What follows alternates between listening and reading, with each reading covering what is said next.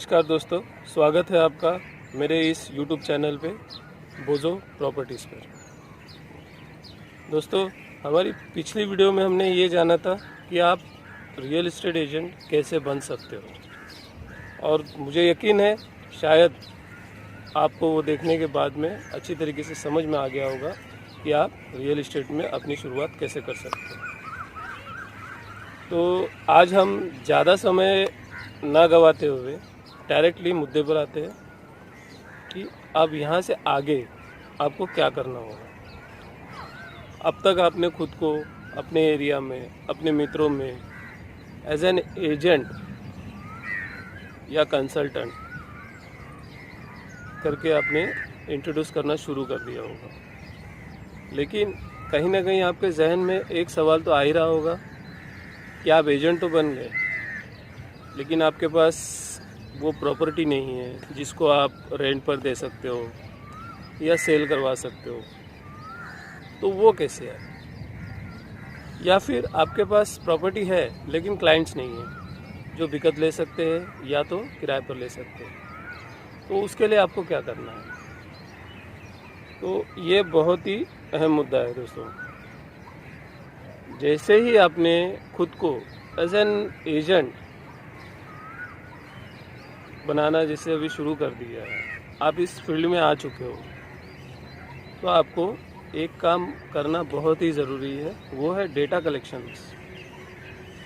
अभी मान लो आप एक सोसाइटी में रहते हो, एक कॉलोनी में रहते हो, तो जैसे मैंने अपनी शुरुआत की थी मैं उसके बारे में बता रहा हूँ। मुझे दूसरे का पता नहीं है कि वो लोग कैसे करते हैं, क्या करते हैं। मैं अपना एक्सपीरियंस आपसे शेयर कर रहा हूँ, तो ध्यान से सुनिए ज़रा, और शायद आपके ये बहुत ही काम आएगा। तो आप जिस कॉलोनी में रहते हो, सबसे पहले आपके सोर्सेस जितने हैं उनसे पता लगाओ कि इस कॉलोनी में कितने लोग जो रेंट पे रहते हैं, कितने लोग ऐसे हैं जो रेंट पे रहते हैं, और कितने लोग ऐसे हैं जिन्होंने अपना मकान, अपनी कमर्शियल प्रॉपर्टी किराए पर दी हुई है। देखो, आपके पास एक प्रॉपर फिगर आ जाएगा, ये रेंट वाला और ये ऑनर्स। उसे आप नोट डाउन कीजिए। कोशिश कीजिए कि ज़्यादा से ज़्यादा लोगों को इस लिस्ट में इनका कॉन्टैक्ट नंबर निकालने की कोशिश कीजिए। ठीक है, 10-15 दिन जाएगा आपका ये सब डेटा इकट्ठा करने में, जो ज़्यादा कठिन नहीं है, आसान है अगर आप दिल से लोगे तो और दिमाग से लोगे तो। आपके पास अब इतना डेटा तो आ गया है कि ये ऑनर है और ये किराएदार है। देखो, दोनों को एक दूसरे की ज़रूरत पड़ती है। कई मामलों में ऐसा देखा गया है कि आपने कमरा किराए पे ले लिया है, लेकिन कुछ कारणवश आपका और आपके ऑनर का नहीं जमता है, कुछ रिलेशंस में खटास आ जाती है। तो ऐसे में क्या होता है, ये किराएदार दूसरा रूम देखने के लिए कोशिश करता है और ये ऑनर अपने लिए एक नया किराएदार ढूंढना शुरू करता है। तो इसका आपको बहुत ही लाभ होगा। आपके पास डेटा आ चुका है, आपके पास कॉन्टैक्ट्स नंबर आ चुके हैं। आज की तारीख में मैक्सिमम लोग व्हाट्सएप पे हैं, मैक्सिमम लोग। हाँ, यहाँ पे मैं एक चीज़ आपको सजेस्ट करना चाहूँगा, बिजनेस के लिए आप बेसिक व्हाट्सएप यूज़ मत कीजिए जो रेगुलर व्हाट्सएप है। बिजनेस के लिए आप सिर्फ और सिर्फ बिजनेस व्हाट्सएप ही यूज़ कीजिए, ताकि जब सामने वाला आपको संपर्क करेगा तो आपका ऑटो रिप्लाई जाना चाहिए। इसको आपको ध्यान में रखना बहुत ही ज़रूरी है। और व्हाट्सएप के माध्यम से आप दिन में एक बार, 2-3 दिन में एक बार उस व्यक्ति को कुछ अच्छे मैसेजेस भेजा कीजिए जो आपके पास डेटा है। इंस्पिरेशनल मैसेज भेजिए। जैसे अभी इस समय कोविड-19 की जो स्थिति बनी हुई है, इसमें आप लोगों को सद्भावना भेज सकते हो कि अपनी सुरक्षा ले, खुद की सुरक्षा करें, ये सब चीज़ें। तो ये सब चीज़ें जो है ना, दिल को छूती है, और यही सब छोटे छोटे जो वर्ड्स होते हैं वो आपको आपके क्लाइंट्स इकट्ठा करने में बहुत ही अहम होते हैं। शायद आपको अब तक मैंने आपको जो चीज़ समझाई है वो आपको समझ में भी आ गई है, क्योंकि मैं दूसरे यूट्यूब चैनल्स वाले हैं, दूसरे जो एजेंट्स हैं, हाई प्रोफाइल एजेंट्स हैं, मैं उनकी भाषा में आपसे बात नहीं कर रहा हूँ।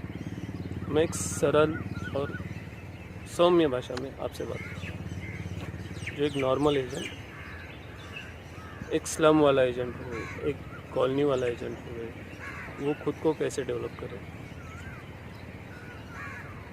क्योंकि मेरे शुरुआती ट्रेनिंग पीरियड में मैंने ये सब चीज़ें की है, इसलिए मैं आपसे शेयर कर रहा हूँ। ये तो बात हुई डेटा कलेक्शन के बारे में। अब हम बात करेंगे कुछ बिजनेस के बारे में, जिससे आपका इनकम सोर्स बढ़े, जिससे आपको एक कॉन्फिडेंस मिले कि आप रियल एस्टेट में कैसे आगे बढ़ोगे, वो मुकाम कैसे हासिल करो।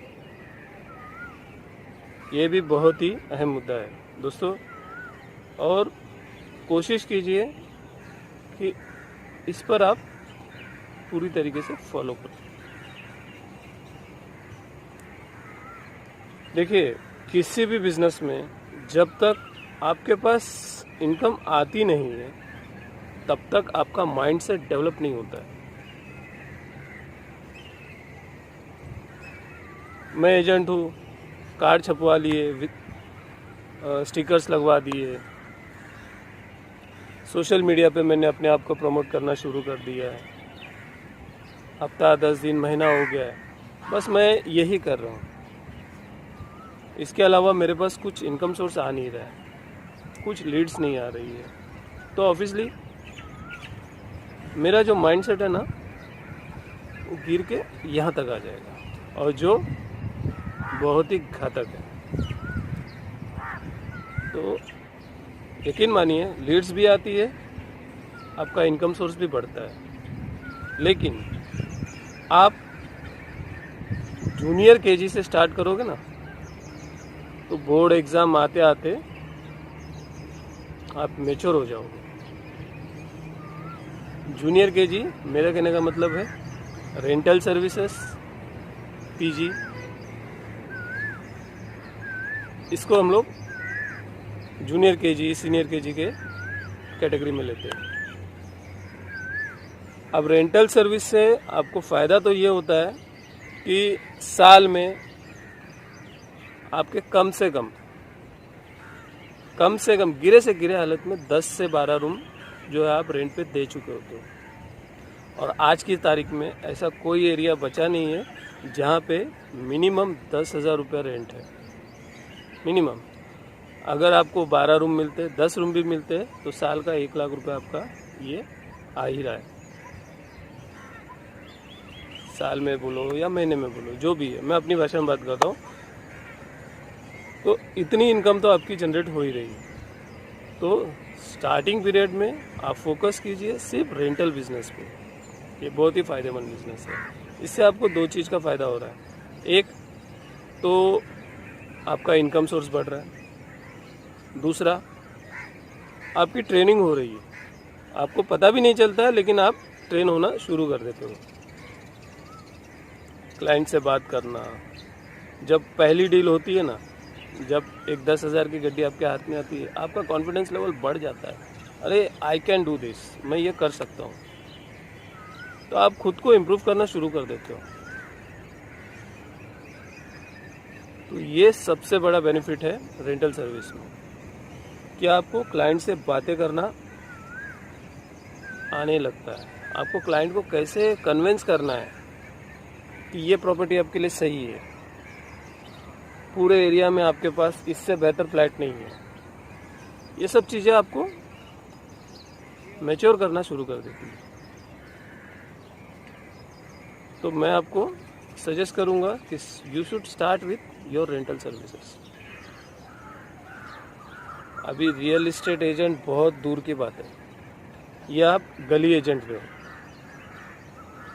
माफ़ करना, लेकिन थोड़ा अजीब लग रहा होगा आपको, लेकिन ये कहना बहुत ज़रूरी है। अभी इस समय आप गली एजेंट हो, मतलब आप अपने सिर्फ मोहल्ले तक सीमित हो। और रियल इस्टेट जो होता है, एजेंट जो होता है, वो पूरे स्टेट लेवल तक चला जाता है, कभी कभी नेशनल लेवल पे भी जाता है।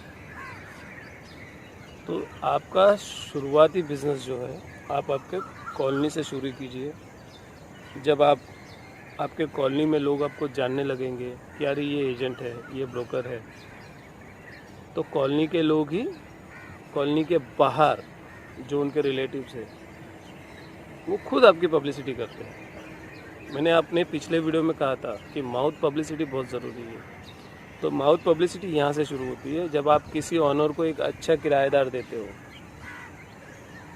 किसी कमर्शियल प्रॉपर्टी पे आप एक अच्छा किराएदार देकर उसको एक अच्छा रेंट उसका लागू करवा देते हो, तो वो व्यक्ति जो है ना, अपने दूसरे मित्र से आपकी माउथ पब्लिसिटी करता है कि अरे वो एजेंट है, अच्छे किराएदार देता है, अच्छे आपको रेंट भी दिलवाता है। तो यहाँ से आपका बिज़नेस डेवलप होना शुरू हो जाता है। उम्मीद करता हूँ कि आपको मेरा ये दूसरा वीडियो पसंद आया होगा। अगर आपके दिल में कोई भी शंका हो या कोई भी प्रश्न हो, आप मुझे कमेंट बॉक्स में डालिए, या तो मेरे इस व्हाट्सएप नंबर पे मुझे व्हाट्सएप कीजिए। मैं निश्चित आपके सवाल का जवाब दूंगा। धन्यवाद। हाँ, लेकिन एक रिक्वेस्ट जाते जाते आपसे ज़रूर करना चाहता हूँ कि मैं पब्लिसिटी के लिए या इनकम के लिए मैंने यूट्यूब चैनल नहीं बनाया है। मैं अपना पर्सनल एक्सपीरियंस शेयर करने के लिए आपको बनाया है। यदि आपको मेरे इस वीडियो से फ़ायदा हो रहा है तो आप ये फ़ायदा दूसरे तक भी पहुंचाइए। इसके लिए मेरे इस चैनल को सब्सक्राइब कीजिए, बाजू में जो बेल आइकॉन है उसे भी प्रेस कीजिए, ताकि जब मैं अगला वीडियो बनाऊं तो आपको एक नोटिफिकेशन आए और आप मेरा अगला वीडियो देख सकते हैं।